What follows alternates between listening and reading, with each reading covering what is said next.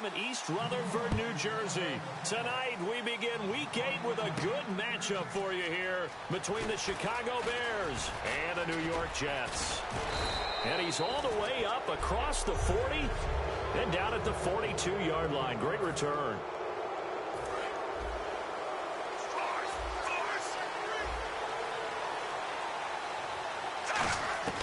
On first down, Smith. He's got time in the pocket. Oh, he's going to air it out right away. And this is caught inside the 5. A big gain there on the first play of the game. 55 yards. So they're operating in the red zone. They went for the haymaker there, didn't they? A big shot towards the end zone, and they came up with the catch, but they were tackled short of the goal line. The defense escaped the big one there. Now they've got to try and hold them to a field goal attempt. A loss of a full 3 yards, and now it's second down.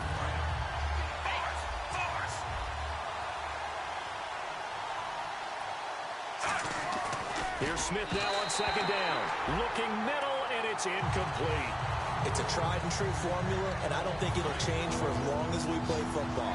If someone's trying to throw the ball, and you can put pressure on them and make it tough, that's only going to help your defense. Yeah, and open is Jeffrey. Touchdown, Chicago. Alshon Jeffrey, his 6th touchdown of the season. And the Bears have taken the early lead. And his kick is no good. An inauspicious start here. Kick back here with Charles Davis. I'm Brandon Gaudin. We've had the kickoff to begin the first quarter. Now it's time for the second quarter kickoff, as we'll see one following the score on the final play before break.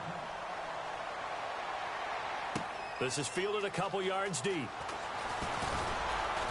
And he's able to get it across the 20, but not by much, as he's marked down at the 21-yard line.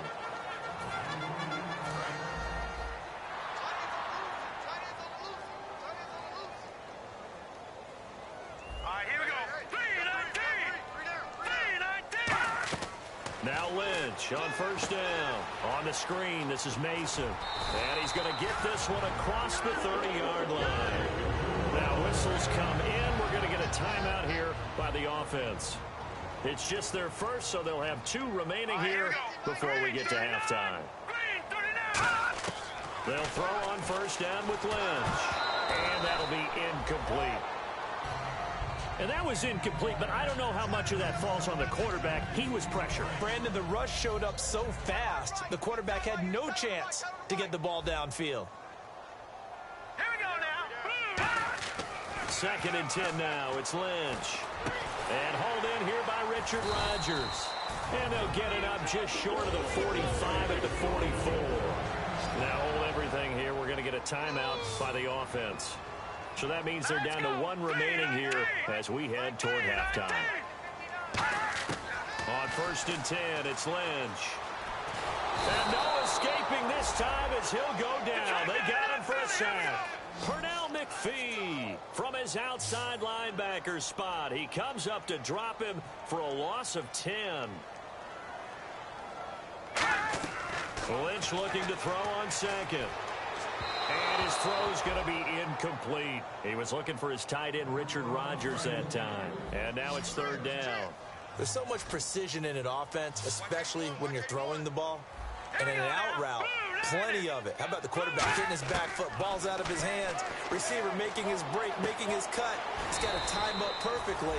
Not always easy to do. Just let him a little too much. Yeah, I remember back in the good old days, I was talking to a quarterback, and he said everything they did was on the count system. So when he took a snap, he counted in his head for certain routes, different time frames for each one, and he knew. Well, we're going to let you off a little easy there, LR. Halftime interrupted, and we are ready to get to this 3rd quarter. So both teams have their marching orders, and we'll get going again here in quarter number 3.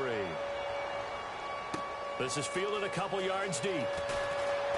And he'll wind up about 4 yards shy of where he would have been if he had taken a knee, as they'll start at the 21-yard line. Now the Jets offense about set to take over as they head onto the field. They're down here, but very much in this game. What's the tonality of a coach's talk when a game is within striking distance like this at intermission?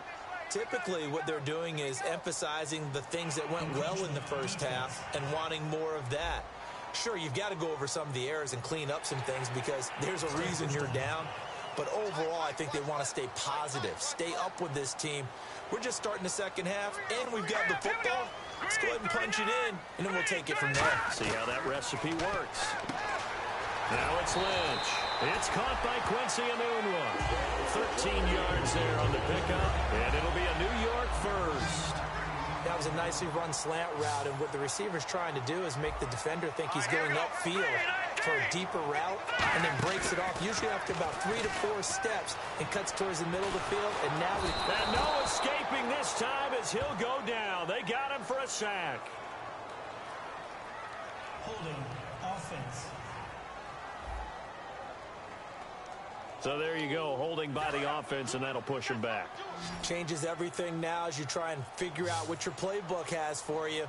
Longer yardage situations, tougher to execute and pick up first downs. Here's Lynch to throw. Right side, there's Decker. And he's going to be taken down right at the line. No gain on the play there. It'll be second down.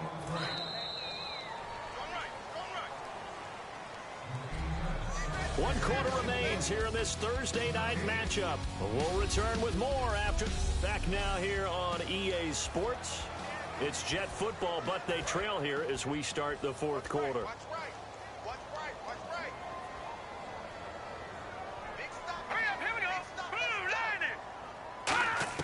Back to throw. Well, it's caught on the right side at Smith. And he'll bring it up here to right at the 40-yard line. Now whistles come in. We're going to get a timeout here by the offense.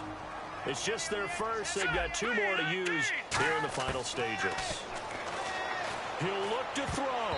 And that is incomplete. Quincy Enunwa, the intended receiver. And now it's 4th down. So down 6, and they know they need this one on 4th down. Well, pretty good coverage there, and both of these defenses, they've had good coverage throughout this one. No doubt about it, and in today's NFL, where we're used to a bit more scoring, this feels almost like a... And he can't get a throw away. He's taken down. Pernell McPhee in there to drop him as the clock continues to roll. And now Chicago getting ready to go as they take the field. They have the lead, obviously, late in the game. I guess the good news for them is if for some reason they would make a mistake, a field goal does the opposition no good. Everyone loves to have a little bit of a cushion, and that helps you immeasurably. But the bottom line is, do all the things that you're taught in order to close out the game. Don't even let that become an issue. Yeah, but still a one-possession game. This one not fully over yet. They come out here in the eye. Smith now to throw. And this time he's got the hook up. It's complete. Now the Jets are going to burn another timeout. That'll leave them with just 1 remaining in this 4th quarter of play.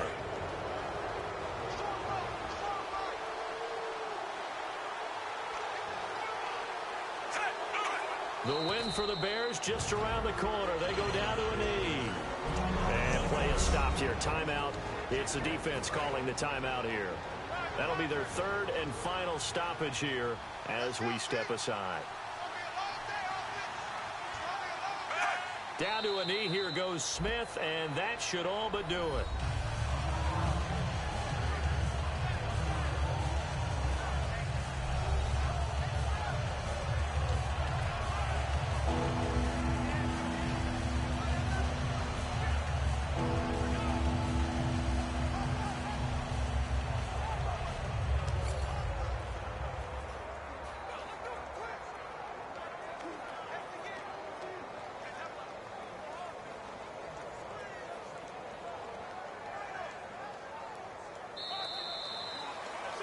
The storyline of this one, Charles, no doubt the number 0. Zilch, nada.